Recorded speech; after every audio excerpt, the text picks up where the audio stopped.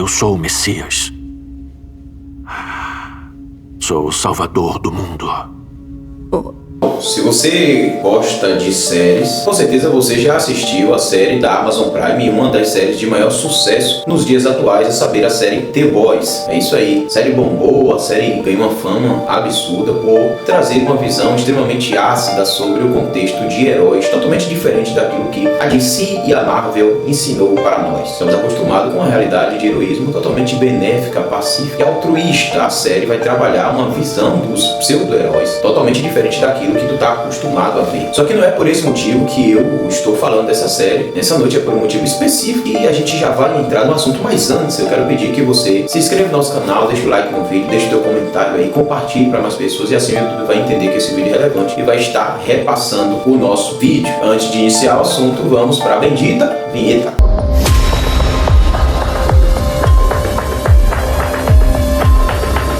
Vamos lá. Mais uma vez o sistema se utiliza do mecanismo de stream para transmitir uma das suas mensagens totalmente estarrecedoras. Eu poderia usar um termo um pouco mais intenso para falar isso aqui, mas eu acho que é o mais propício para o momento. No contexto de total terror, eles acabam lançando a 5ª temporada de The Boys. Comparado com as outras 4 temporadas, a 5ª temporada dessa série, ela vem com uma roupagem totalmente apocalíptica. Roupagem essa que foge totalmente do contexto. A série narra 2 grupos de pessoas. O primeiro grupo é o grupo de celebridades, os heróis, os famosos, aqueles que compõem o grupo que na série é conhecido como os 7. São os 7 principais heróis que compõem a mesa diretora de uma grande empresa internacional chamada Voight. Ela é meio quem agencia esses heróis e traça todo o seu plano de carreira. E do outro lado nós temos o grupo da resistência, liderado por aquele que conhecemos como Billy Bruto. Esse camarada é aquele que tenta desmascarar, desarticular, destruir os pseudo-heróis, uma vez que são todos meros hipócritas que na frente da câmera são uma coisa e por trás fazem coisas absurdas, desde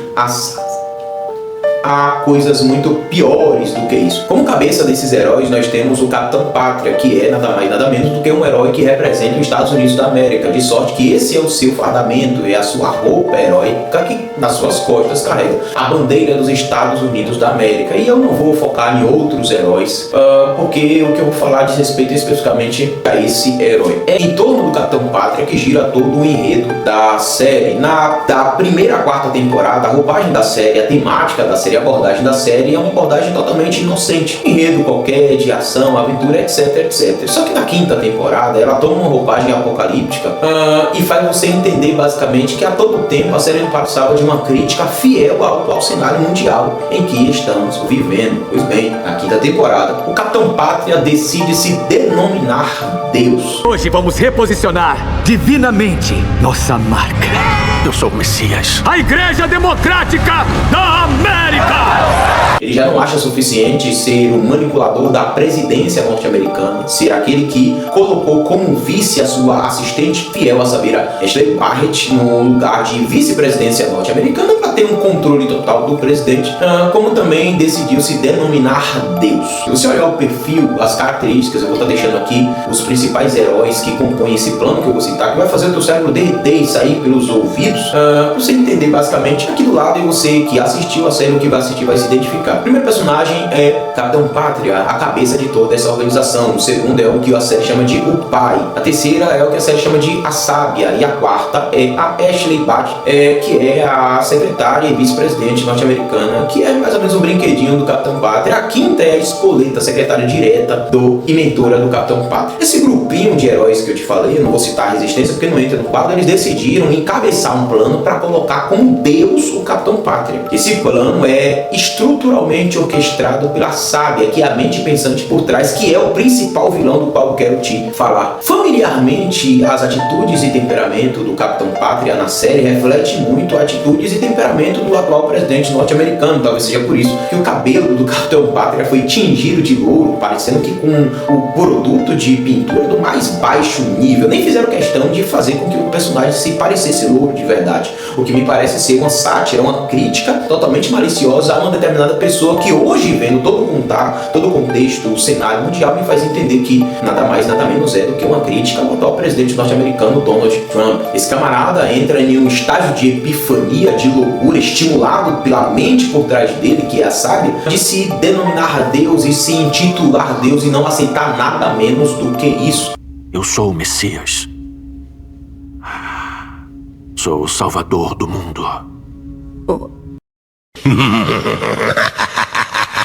E foi por isso que eu escolhi você para anunciar ao mundo a minha vinda.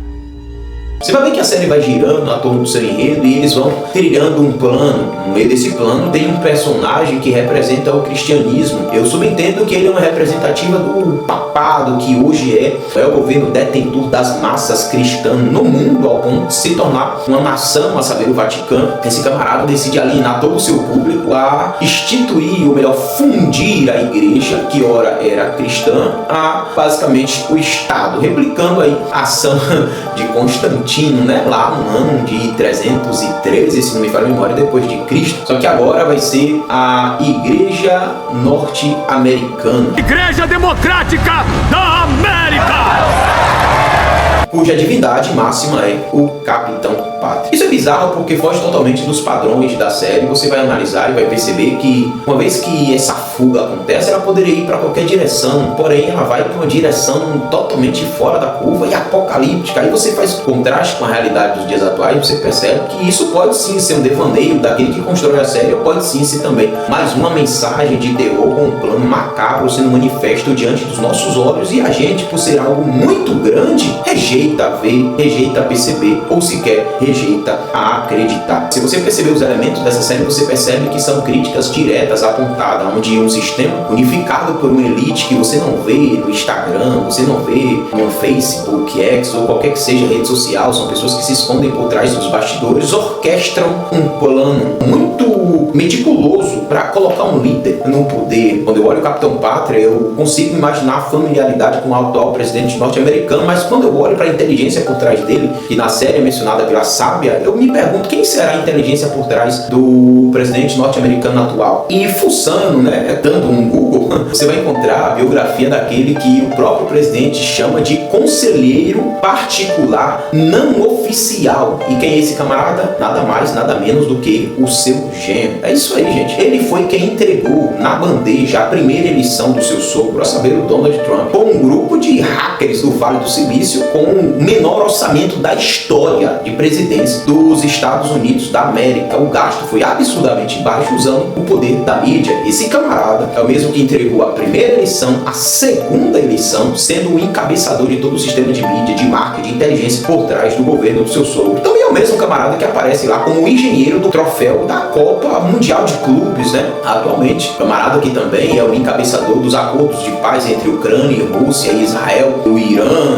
e outras guerras no mundo, onde ele está sendo indiciado a ponto de ser oficialmente reconhecido como aquilo que o próprio Donald Trump chama de enviado da paz, né? Um componente do mais novo Conselho Mundial da Paz, instituído pelo atual presidente norte-americano Donald Trump. Esse camarada está nos bastidores, mas se tu estudar a biografia dele, você vai perceber que ele é a mente brilhante por trás de tudo o que o governo norte-americano atualmente vive. E a pergunta que não cala é: será que fizeram a sábia fazendo alusão a alguém que a mídia quis ocultar e por isso não deu características mais claras, ou simplesmente é uma mera teoria da conspiração? Lembrando aqui que o que eu tô falando é mais uma teoria da conspiração, tô deixando claro porque o YouTube deu pra pegar os meus vídeos e censurar e suspender, dizer que existem inverdades, etc, dificuldade para subir o vídeo, e por isso eu tô afirmando claramente que isso é uma teoria. Assista a série, analise minuciosamente e deixe ou sinta levemente o seu cérebro escorrer pelos seus ouvidos dentro daquilo que você vai ver na série, se tu é um fã da série The Boys. Mas essa é a minha maneira de pensar, esse é o que eu acho a partir do que eu assisti. Mas e você? O que você pensa, o que você acha? Escreve aí no comentário, diz aí como é o teu